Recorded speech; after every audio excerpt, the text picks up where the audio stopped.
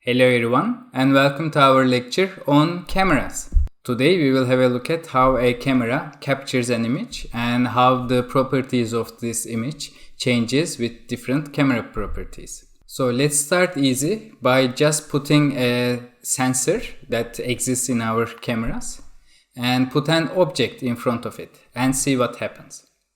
When a sensor is directed at a scene like this, it will receive direct light from all the regions in the image. That is how we produce an image with a camera, obviously. If we don't have anything between the sensor and the scene, then different light rays coming from different directions from our object in the scene will hit every sensor that we have in the image. So as a result, we will only get a very blurred image like this one without anything between the sensor and the scene. And the solution to this issue is a pinhole or aperture in more camera terms. Once we put a pinhole, only directional light will be able to hit our sensor. So in the end, the light from the top of this tree will hit the bottom of our sensor, and the light from the bottom of the tree will only be able to hit the top of the sensor. And as a result, we will get an image that is upside down of whatever we are seeing with a pinhole camera. This is a very fundamental concept of how we generate images, and this is called a pinhole camera or camera obscura. And we have known about this for a very long time, and we can simulate it, as we will see in a bit, in very simple ways in real life. The idea here is if we just limit the light entering our camera or black box to be a very small hole, which is why it's called a pinhole, we will be able to generate an image of whatever is going on outside. So in this representation, we have some terms to learn about. One of them is the camera center or the center of projection, and the other one is the image plane, or more simply, where our sensor lies. And if you are at all familiar with some camera terms, you will know that focal length is a variable thing that we always change when we are doing photography or when we are shooting videos. This is what we call zooming, for example. So if we change the focal length to be the half of its original, the image that we end up with will be half the size of the original image. So ideally, to get a very crisp picture with the pinhole camera model, we should have an infinitesimally small pinhole. But in practice, it is not really possible to have such a small opening. Let's see what happens when we increase the size of our pinhole a little bit. The directional lights will still be able to enter our camera and create an image like this. But more directional light from different regions of the scene will also be getting through our pinhole this time, which will end up with a bit blurrier image. This is actually very intuitive because when we didn't have the pinhole at all, so an infinite pinhole size, in other words, we had a very blurred image. So if we have a finite but not quite small pinhole, we will have a slightly blurred image. So we can make the image sharper by making the pinhole or the aperture a little bit smaller. The pinhole size doesn't only affect the blurriness of the image, but it also affects how much light is able to go into or hit our sensors. So if we double the pinhole diameter, it would end up quadrupling the pinhole area, and we will get an image that is 4 times brighter. And when we change the focal length, the amount of light that hits a particular pixel in the image will change as a result.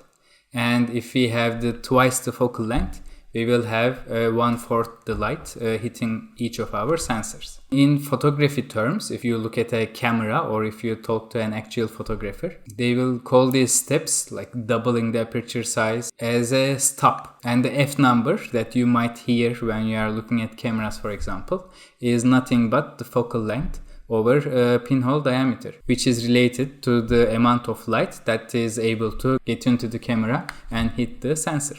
So the pinhole camera model tells us that if we have a limited opening that allows the light to come into a room, we can generate an image out of it. And we can actually see this in very simple examples in real life. In this picture, for example, you are seeing the light hitting the wall from outside the window. The window here acts as a pinhole, and the whole room acts as a very poorly designed pinhole camera. And the light we see inside the room on the wall is actually a representation of the scene outside the window. But of course, this is an upside down view of what's going on outside, because that's how pinhole cameras work. This comes with a simple trade-off. If we want a sharper image, we want a smaller pinhole. But if we want more light to enter our camera, in other words, if we want less noisy, more bright images, then we need a larger pinhole. So how can we get the best of two worlds? How can we make the image sharp while keeping the amount of light entering the camera manageable and useful for photography? And the common answer to this is using a lens, which will focus the light coming from outside the camera so that it can get rid of the blurriness that comes from a finite sized pinhole.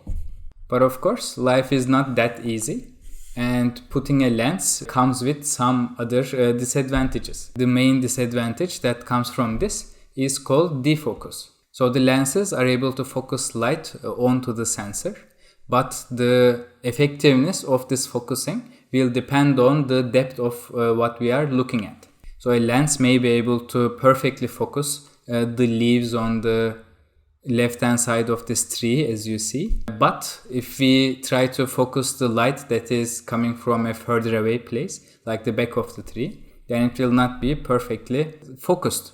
So objects at one particular depth will be almost perfectly focused, while objects that are not at the depth, that are closer or further away, will be a little bit blurred. And this blurring, or this blur kernel, is called the circle of confusion. And this will give you an idea about the real pictures that we see in everyday life, where some part of the image, for example the squirrel here, is in perfect focus, while the background, the further away parts of this image, are quite blurred. Although we talk about it in terms of computer vision as a limitation, this is actually very effectively used as an artistic style when you are photographing some scenes. And in real life, we don't have a pinhole, but we have a mechanical opening that can be changed. In a realistic scenario, we don't call these pinholes, but we call them the aperture. And by varying the aperture size, you can control how much of the image is blurred, because the larger the aperture size, the more blurring there will be out of the depth of focus. In this example with the flowers, you can see that with different aperture sizes, the same picture have different levels of sharpness at different levels of depth. The best way to visualize the circle of confusion is defocusing the camera in front of small, strong point lights like this Christmas lights on this tree. We can clearly see the shape of the aperture or the shape of the pinhole in this blurred version of the Christmas tree. If you ever saw an eclipse, even a partial eclipse, this pinhole camera model is very visible. Since the shape of the light source, in this case the sun, is changed, when it is forced through small holes that it can shine through, such as between tree leaves, the shape of the light source, in this case partially occluded sun, is very apparent in the shadow that it produces. This is actually a way to observe solar eclipses safely without directly looking into the sun. You can also put some specific shapes in front of your camera to shape the aperture so that the circle of confusion or the type of blurring has a particular shape. For example, this fancy picture with the hearts as the bokeh in the background. Let's talk about field of view. You can imagine that when you are looking through this hole from far away, you will see a small part of the image. But if you get closer, you will be able to see more of the scene that is behind the wall. And this is called the field of view. That is directly related to zoom, or the focal length that we are using for our camera. As we increase the focal length and increase the amount of zoom, the part of the scene that we will be able to capture will be smaller. That's why it's called the field of view. This is more or less same operation as cropping, as we are just interested in a smaller part of the image this time. But when you are using an actual camera with a finite size sensor, zooming in with an actual physical lens will give you better sharpness, because there will be more pixels that each of these details can hit essentially. And naturally, the field of view and the focal length are directly related with this formula. Taking the photograph from far away with a lot of zoom versus taking a photograph from close by with not so much of a zoom or with a small focal length will give you different results due to the perspective. We will see how we formulate the perspective and the projection mathematically in our next lecture. This will result in very different pictures of the same object, as you can see here. Try to guess which one has the smaller focal length and which one has the larger focal length. So let's talk about how this perspective thing works and why these images look different. To make our discussion a little bit easier, let's put our image plane in front of the pinhole and change our focal length definition. Mathematically, this doesn't change anything, so it is just for our convenience. Once we rearrange the variables, we can plot a simpler visualization of projection like this, where we can relate the image coordinates in terms of the actual locations of the objects in the scene. And the behavior of our camera essentially boils down to similar triangles that we can draw using the center of our camera through the image plane to the scene. As you can see from these similar triangles here, that the objects at different x and y coordinates in the scene will map to different pixels in the image depending on their depth. Using the similarity of these triangles, we can very simply compute how this behaves. In this very simple example, if we have an object at x and y coordinates at the z depth, the small x and y, or our image coordinates, will depend on the focal length as well as the depth. The amount of magnification actually changes with depth. And some people use this for their advantage, especially when they are behaving like tourists. As the size of the objects depend on their depth, we can put something further away that will simply look smaller. And if you force a perspective and make it look like an actual scene, you will get some funny looking Instagram pictures. And this is actually used as a fun illusion. So you might have seen these type of rooms where you can take some funky pictures. And how this works is they design a room that has an angled wall, but the things on the wall, the rectangle we are seeing here, are painted so that when you look at it directly from the location of the camera, it looks as if it is planar. But in real life, it is just a warped, weird version of that rectangle. And that warping, if you recall, can be represented as a homography. So in this case, because there is this rectangle that gives us a fake visual clue that this is a regular wall, the camera is able to create this illusion. And this is actually used in film production as well. This is how hobbits look much smaller than wizards in Lord of the Rings, for example. Although from a particular perspective, we are able to perceive the scene as a regular scene with a small person and a large person next to each other.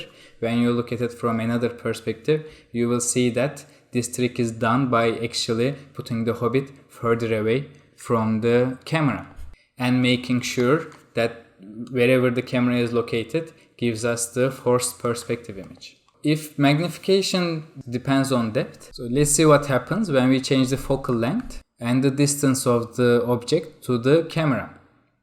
Now, size-wise, we expect the result to be of the same size. The difference between the closer parts of the object and the further away parts of the object will be much larger when you look at the image if the object is closer to your camera.